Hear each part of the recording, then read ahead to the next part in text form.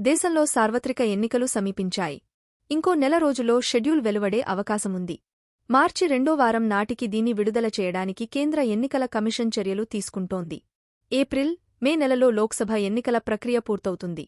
కేంద్రంలో కొత్త ప్రభుత్వం ఏర్పాటవుతుంది. ఈ పరిస్థితుల్లో పార్లమెంట్ సమావేశం కాబోతోండటం ప్రాధాన్యతను సంతరించుకుంది. ఇంకొద్దిసేపట్లో లోక్సభ, రాజ్యసభలు సమావేశమవుతాయి.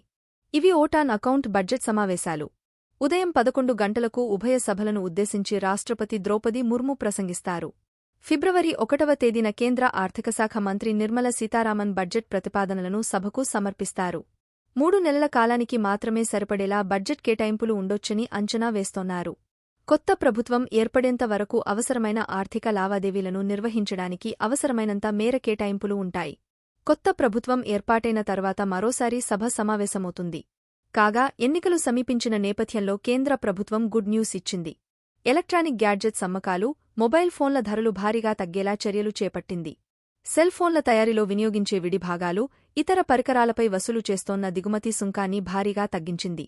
మొబైల్ ఫోన్ల తయారీలో వినియోగించే విడి పరికరాల దిగుమతిపై కేంద్ర ప్రభుత్వం ప్రస్తుతం 15% వరకు సుంకాన్ని వసూలు చేస్తోంది. దీన్ని 10%కి తగ్గించింది. స్క్రూ, సిమ్ సాకెట్, మెటల్తో కూడిన ఇతర మెకానికల్ విడి పరికరాలకు ఈ తగ్గింపును వర్తింపజేసింది. ఈ మేరకు కేంద్ర ఆర్థిక మంత్రిత్వ శాఖ అండర్ సెక్రటరీ విక్రమ్ విజయ్ వానరే నోటిఫికేషన్ను జారీ చేశారు. దీనితో గేమింగ్ లవర్స్కి మొబైల్ ఫోన్స్ అందుబాటు ధరలో ఉండే అవకాశముంది. ఇలాంటి మరిన్ని లేటెస్ట్ అప్డేట్స్ కోసం మా ఛానల్ని సబ్స్క్రైబ్ చేసుకోండి.